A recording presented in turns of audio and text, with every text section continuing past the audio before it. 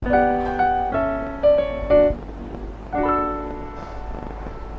para sahabat Kopral J, ini bukan sembarang kopral, ya, bukan Kopral Jono, ya, ini kolaborasi perkuat layanan jemaat. Jumpa lagi dengan saya Hariman Andre Patiana Kota, dan hari ini di studio sudah ada dua narasumber kita yang saya pisan, ya, kata orang Sunda. Ya, dua pembicara yang hebat, sahabat yang akan menemani kita untuk bincang-bincang saat ini. Halo Bu Susan. Halo Pak Pendeta. Baik Pak Pendeta. Sehat-sehat ya. Puji Tuhan, sehat. Ini Ibu Susanti Niman, Dr. Susanti Niman, beliau adalah Rektor Institut Kesehatan Immanuel Bandung. Dan selain beliau sudah ada muka yang semoga familiar ya. Bu Pendeta Titin Mariati Gultom. Apa kabar Inang Pendeta Nami? Horas. Kalau disebut Inang berarti harus disambut dengan Horas. Horas ya. Bu Pendeta Titin Mariati Gultom, ya, namanya boleh Gultom, tapi beliau pendeta Gereja Kristen Pasundan, ya, dan hari ini melayani sehari-hari di Institut Kesehatan Immanuel selaku pendeta kampus. Nah, para sahabat semua, hari ini kita mau ngomong-ngomong tentang mengelola atau manajemen emosi. Manajemen emosi. Biasanya kita ngomong manajemen itu ya untuk mengatur, membuat perencanaan ya, kegiatan, organisasi, atau bahkan juga manajemen untuk logistik ya, barang dan seterusnya. Tapi hari ini kita mau ngomong tentang manajemen emosi. Ternyata emosi itu juga perlu di-manage ya. Kenapa kita perlu ngomong tentang manajemen emosi? Khususan kalau khususan lihat dunia kita hari ini, dunia kita baik-baik nggak sih ya? Jangan-jangan ada banyak yang sakit mental. Kalau dilihat kondisi saat ini mungkin karena banyaknya tantangan hidup ya Pak ya. Jadi seringkali kalau tadi Pak Pendeta katakan, seringkali orang mungkin masih ada yang kesulitan untuk mengelola emosinya dengan baik. Gitu. Jadi ketika kita tidak bisa mengelola emosi kita dengan baik, itu bisa menjadi satu tanda. Mungkin ada satu kondisi yang gampang mudah sekali untuk marah gitu kan dalam satu situasi gitu, atau ada juga yang misalnya merasa sedih tapi nggak tahu tuh apa ya yang bikin sedih gitu. Seperti itu sih. Saya juga baca-baca nih ya, Bu Pendeta ya. Ternyata tingkat bunuh diri di dunia ini lumayan tinggi ya. Setiap hari itu nyaris orang ada bunuh diri. Selain tadi ada kecemasan ya, mungkin karena beban hidup ya, begitu berat ya untuk dipikul ya.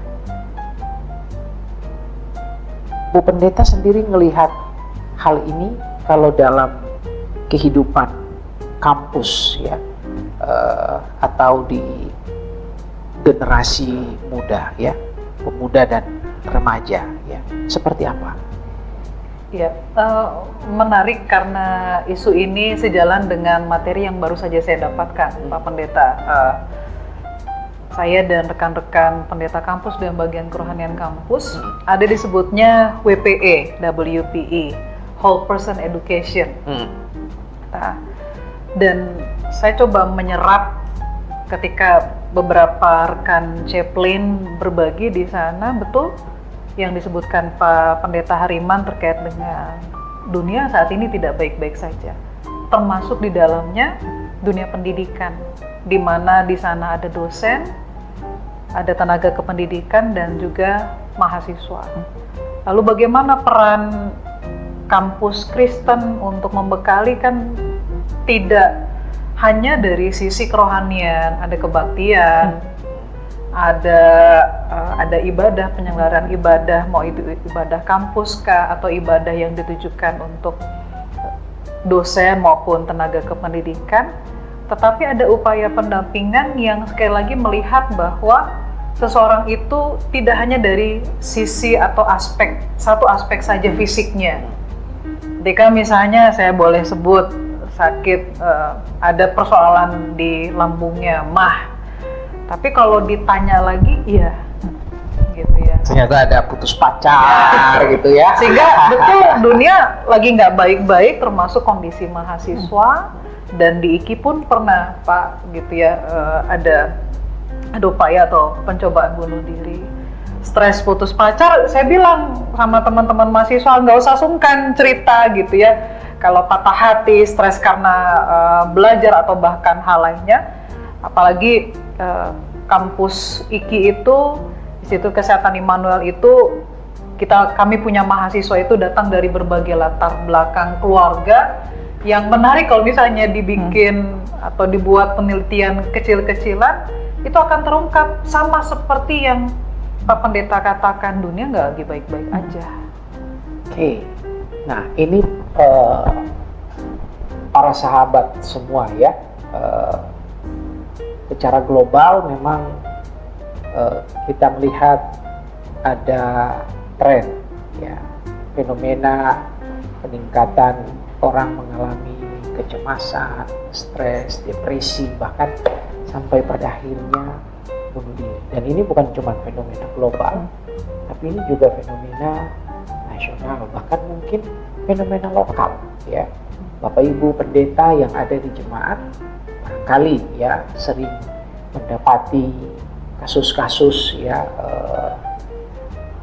ada keluarga yang mudah marah gitu ya, ada pasangan yang awalnya hidup mereka baik-baik, tapi pada akhirnya tiba-tiba langsung ada pemicu lah, ya, meledak gitu ya, sehingga terjadi mungkin perceraian ya, dan seterusnya. Ada juga fenomena anak-anak yang mungkin kesulitan cari pekerjaan ya, yang nggak mampu bersaing ya, karena sekarang kan tuntutan ini kan makin susah ya. Sementara kita semua berharap bahwa kondisi kita itu baik-baik saja ya. Kita berharap bahwa semua jadi baik ya, jadi hidup dengan sejahtera, hidup dengan damai. Bu Susanti, bagaimana kita kemudian bisa melakukan yang namanya manajemen emosi ya, ketika diperhadapkan dengan realita yang tidak baik-baik saja. Ya, baik Pak Pendeta. Kalau dilihat terkait dengan manajemen emosi, sebetulnya kan emosi itu adalah perasaan, dan setiap orang itu punya perasaan. Nah, perasaan itu bisa perasaan yang positif ataupun yang negatif. Nah, perasaan yang positif itu ketika kita merasa bahagia, senang gitu ya. Nah, itu perasaan-perasaan yang baik gitu. Nah, tetapi ada satu kondisi, karena yang namanya perasaan itu tidak satu yang tetap tapi dinamis. Ada satu kondisi mungkin kita merasa ada perasaan marah, kecewa, sedih, jengkel gitu. Nah, dan seringkali orang itu menyimpan perasaan negatif itu lebih lama. Karena memang kalau secara kesehatan ternyata otak emosi kita itu lebih lama menyimpan hal-hal yang memang negatif. Jadi dikatakan dari hasil penelitian otak kita itu menyimpan seperti kayak ban lagi berkendara, kita jalannya di tempat yang becek gitu Pak, yang tanah gitu, jadi dia akan lebih dalam gitu. Nah, ketika kita tidak bisa mengelola emosi kita dengan baik ya, karena seringkali penyebab masalah kesehatan jiwa adalah ketika seseorang tidak bisa tidak bisa mengendalikan masalah gitu. Sumbernya adalah ketika dia tidak bisa mengendalikan masalah dengan baik gitu. Jadi yang namanya masalah kesehatan jiwa itu bisa terjadi pada siapa saja gitu. Tapi kalau ketika dia tidak punya kemampuan untuk menangani, menghandle masalah dengan cara yang tepat, itu bisa berpotensi untuk mengalami masalah kesehatan jiwa. Seperti tadi misalnya bunuh diri gitu. Ternyata dari berbagai hasil penelitian, bunuh diri itu sebetulnya bukan karena ingin mati Pak ternyata, tapi lebih ke arah ingin supaya masalahnya hilang gitu. Sehingga satu-satunya cara adalah dengan bunuh diri, karena dipikirnya ketika bunuh diri itu udah masalahnya selesai. Seperti itu sih. Jadi ketidakmampuan menghadapi masalah. Iya, itu yang terjadi. Barangkali nanti saya akan kembali ke Bu Susan dari sisi mungkin kejiwaan atau psikologi, gimana orang kemudian bisa ditolong untuk menyalurkan ya, emosi-emosi yang negatif itu ya, sehingga dia tidak melakukan bunuh diri atau melakukan sesuatu yang melukai atau merugikan dirinya sendiri. Tapi kalau Bu Pendeta dari aspek spiritualnya sendiri gimana ya?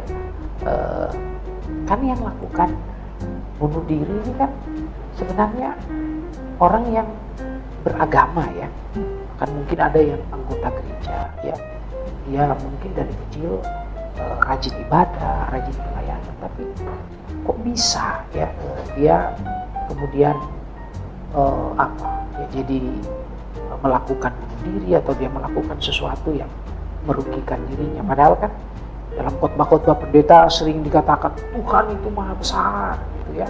Tidak ada masalah yang lebih besar dari dirimu, tidak ada masalah yang lebih besar dari Tuhan.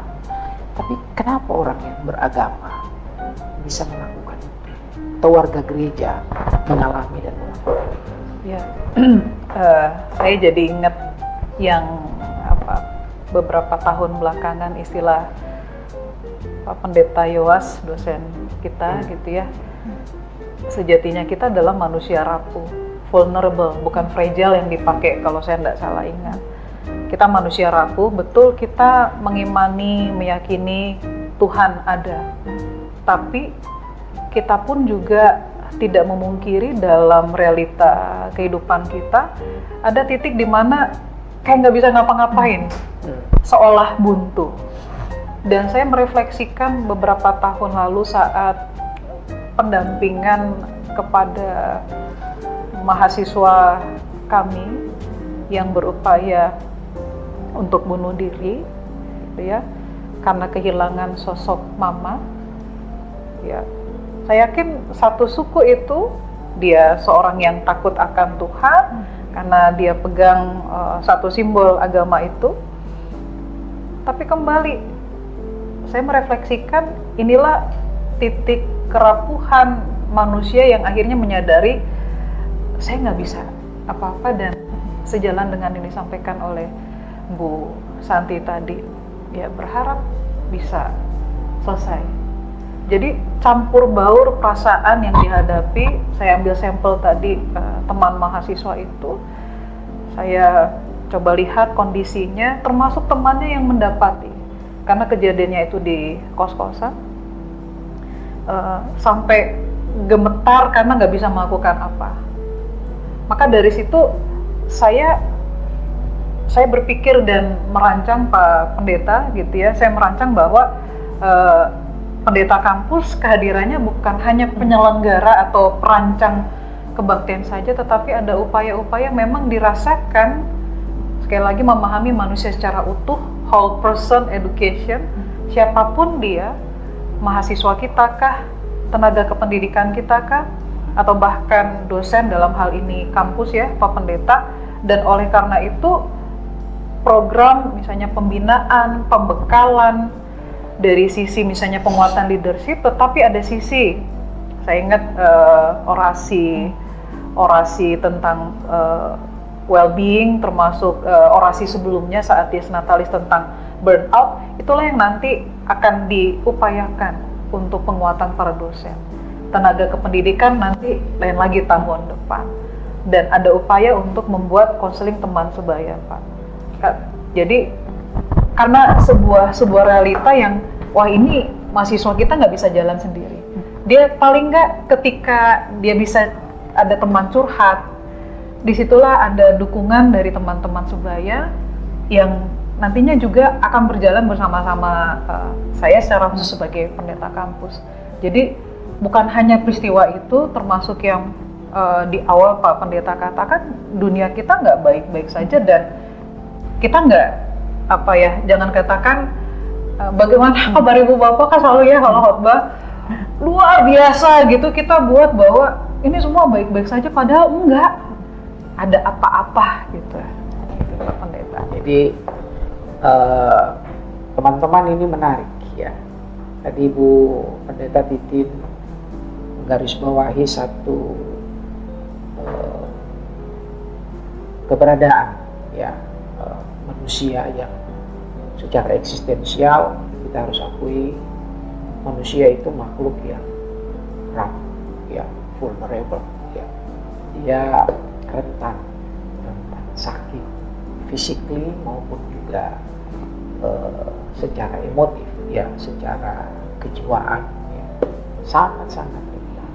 Dan karena itu semua orang bisa mengalami gangguan mental, ya. Cuman kan kadang-kadang orang suka itu mengakui bahwa oh iya saya ini rapuh, ya saya ini orang yang sebenarnya walaupun saya pendeta atau saya penatua, saya guru besar, tapi saya ini manusia yang rapuh. Kadang orang sulit, nggak mau untuk mengakui itu, sehingga pada akhirnya dia mungkin apakah karena itu lalu dia nggak bisa mengelola emosi atau ada hal yang lain. Menurut Bu Susan sendiri, gimana kemudian kita mengenali kerapuhan kita dan kemudian bisa mengelola emosi-emosi yang ya, kalau secara kesehatan ya Pak ya, kalau dilihat kan sebetulnya kita menyadari selama manusia hidup itu pasti akan ketemu masalah gitu. Sampai pernah ada juga meme yang bilang kalau hidupmu diliputi wijen itu namanya onde-onde gitu. Kalau manusia itu pasti diliputi oleh masalah ya gitu. Nah, hanya ketika kita punya masalah gitu kan, nah itu harus ditemukan jalan keluarnya. Nah, untuk jalan keluarnya itu kita harus sharing ya, bisa dengan keluarga atau teman gitu, atau memang dengan pendeta gitu ya. Itu bisa kita lakukan. Seringkali adalah orang itu ketika punya masalah dipikirin Pak. Nah padahal mungkin ketika ada masalah yang memang di luar kontrol kita, itu kan harusnya nggak usah dipikirin gitu. Justru kita memikirkan apa yang masih bisa kita kontrol gitu, mengubah yang apa yang bisa kita kontrol. Nah seringkali terjadinya adalah di situ Pak, sehingga orang itu akhirnya ya tidak menyadari bahwa memang dia punya kelemahan gitu. Sebetulnya kan baik-baik saja kalau kita punya masalah gitu. Yang namanya kita hidup, atau gini, yang namanya menangis adalah hal yang biasa gitu. Tapi kayak saya di kampung sawah, saya ingat sekali gitu. Kalau anak laki-laki itu nggak boleh menangis gitu kan. Udah jatuh sakit apapun pasti mama papanya kan bilang, anak laki kamu jagoan gitu kan, nggak boleh nangis gitu. Sehingga orang akhirnya lebih paham dengan kesehatan fisik daripada kesehatan mental. Kalau misalnya di kesehatan fisik dia sakit kepala, dia akan pergi tuh ke dokter. ke pelayanan kesehatan. Tapi kalau misalnya dia sakit hati, nanti juga hilang sendiri gitu kan. Lebih ke arah sana. Atau ketika misalnya orang punya masalah, mungkin akan berpikir gini, kayaknya mati tuh enak ya gitu kan. Nah, awalnya yang namanya bunuh diri seringkali karena ada ide, Pak, terbersit gitu. Ada ide, habis itu dari ide itu coba-coba, Pak. Nah, coba-coba itu biasanya kalau kita lihat ada dua tuh kemungkinan, sukses atau gagal gitu kan. Kalau gagal berarti kan masih diberikan kesempatan hidup, tapi kalau sukses ya sudah gitu. Dan biasanya laki-laki itu kalau melakukan upaya bunuh diri lebih nekat. Lebih nekat artinya mereka bisa menggunakan alat-alat yang memang lebih mematikan gitu. Mungkin kita pernah juga digegerkan ya, di Bandung itu kan beberapa kali orang melakukan bunuh diri itu di flyover gitu. Jadi ada tren kan ya Pak ya, di flyover itu mereka melakukan bunuh diri. Dan nah ini ya, kita jadi harus jujur akui bahwa kita ini makhluk yang rapuh ya. Kalau ada masalah ya, kita harus jujur mengakui bahwa kita punya masalah ya. Kita nggak boleh lari ya dari kenyataan itu ya. Kita harus hadapi ya masalah itu. Dan tadi mungkin kita perlu sokongan orang luar ya, tadi teman, pendeta gitu ya, karena kita rapuh, kita nggak pernah bisa sendiri ya. Jadi kita bisa cerita ya, Bu Pendeta ya, bisa cerita itu kepada orang yang kita percaya bisa membantu kita ya dalam menyelesaikan masalah itu ya. Sehingga niat-niat yang buruk tadi ya, hasrat-hasrat untuk mencederai diri sendiri ya, mengakhiri hidup bisa dilakukan. Mungkin kalau di gereja ya kita harus menjadi komunitas yang saling menopang ya, komunitas yang saling melakukan pastoral ya, komunitas pastoral ya, mungkin harus seperti itu ya, Bu Pendeta ya. Tapi kadang-kadang saya lihat kalau orang salah di gereja gitu ya, orang dihakimi ya. Kalau orang lakukan sesuatu yang dianggap tercela lalu dia diabaikan ya. Nggak ada teman untuk cerita, nggak ada sahabat yang menemani ya. Seakan-akan di gereja itu orang suci semua, orang benar semua, orang baik semua ya. Kalau ketika ada orang melakukan kesalahan, nggak ada tempat bagi dia. Ini gereja harus seperti apa? Kembali saya ingat beberapa tahun lalu yang case yang upaya mahasiswa yang melakukan bunuh diri, lalu ada temannya yang melihat. Kembali ke pertanyaan, apakah lantas serta-merta orang yang melakukan self-suicide atau self-harming nggak percaya sama Tuhan? Kembali, justru kerap kali kita dituding, kamu kayak nggak punya Tuhan, gitu ya. Kamu kayak nggak percaya sama Tuhan. Padahal kalau kita boleh mengganti kalimatnya, kalau kamu mau cerita aja, gitu ya. Kalau waktunya sekarang kamu mau cerita aja. Kalau belum, saya akan tunggu. Nah, ini kan jarang yang kita dengarkan. Kalau kami berdua dalam perspektif di lingkungan kampus, maka harapan, mungkin bukan hanya saya tetapi juga Bu Susanti sebagai rektor, yang juga adalah warga jemaat, harapannya gereja pun juga seperti itu. Ketika kita GKP menjadi gereja bagi sesama, turunannya atau bahkan implementasinya adalah bisa nggak gereja menjadi komunitas atau bahkan warga jemaat yang saling mendukung, gitu ya. supportive community atau apa gitu istilahnya, sehingga kita belajar untuk melihat realita bukan hanya mahasiswa atau dosen bisa aja, karena tenaga pendidikan termasuk juga misalnya anak-anak pemuda gereja kita pun misalnya ngelamar kerja nggak dapat itu kan stres. Gitu ya. Persoalan-persoalan yang terjadi membuat kita melihat itu realita yang kita tidak lagi melihat kunjungan mari kita berdoa, kan nggak seperti itu lagi. Tapi ada yang bisa kami dengar dari cerita ibu atau bapak, termasuk misalnya saat kita mengunjungi teman-teman remaja atau pemuda yang memang kan sekarang trendingnya adalah orang-orang muda yang mengalami tekanan mental. Kalau dalam lingkup kampus tadi, kamu harus dapat IP bagus ya, jangan malu-maluin mama, jangan malu-maluin papa, kan bisa aja. Jadi tertekan ya. Tekanan akademik salah satunya itu, sehingga pressure-nya kan kuat. Nah, di gereja pun juga tadi kita harus jadi orang yang baik, sebaik-baiknya. Kalau sudah di luar itu, wah udah langsung judgmental, pernyataan-pernyataan judgmental seperti itu Pak Pendeta. Ya.